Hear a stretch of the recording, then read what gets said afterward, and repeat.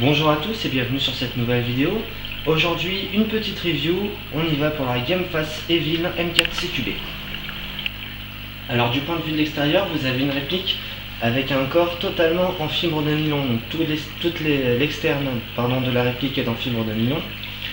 À l'intérieur, vous avez une gearbox version 2 SRC en métal renforcé avec des engrenages de 7 mm en métal et un piston renforcé.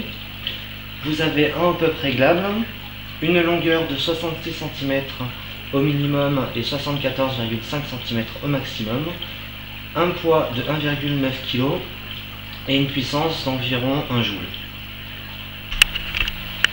Cette réplique, comme vous pouvez le voir, est évidemment un modèle type M4. Néanmoins, il y a quelques différences. Vous avez la crosse qui est un peu différente des crosses M4 que l'on trouve habituellement. La poignée est une poignée de type ergonomique, donc avec une excellente prise en main,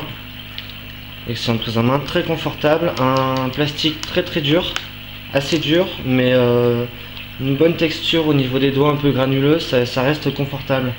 Le chargeur iCap de 300 billes externe en ABS, enfin fibre de nylon, donc chargeur classique, molette. Rechargement par ici, les billes ressortent par là. Voilà, chargeur tout basique. Vous avez le garde-main qui est en ABS aussi. Et le frein de bouche type brise-vitre apparemment, en ABS également. Les organes de visée, donc à l'avant, ABS rabattable et à l'arrière également rabattable, et on peut le retirer, réglable de gauche à droite, donc latéralement, et à l'avant il me semble que c'est pas du tout réglable.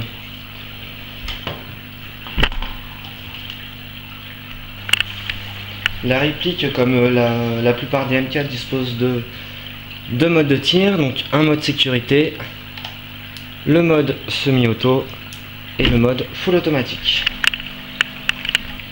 Pour régler le hop-up, c'est comme sur toutes les M4, il vous suffit d'abaisser la trappe ici, de tirer le chargement factice ici, et vous avez accès à la molette ici.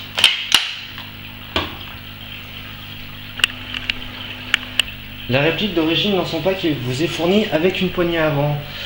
C'est très bien, mais je vous conseille pas de l'utiliser. Comme vous le voyez, c'est une poignée avant type point américain, donc qui se fixe sur le rail d'interface d'une manière vraiment toute simple. Je vous conseille pas de l'utiliser parce que comme je vous le disais, c'est une poignée type point américain.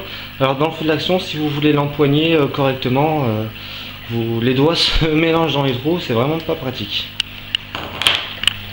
La réplique est également fournie avec une batterie de 8,4 volts et de 1100 mAh, mAh, et une connectique, une petite Tamiya.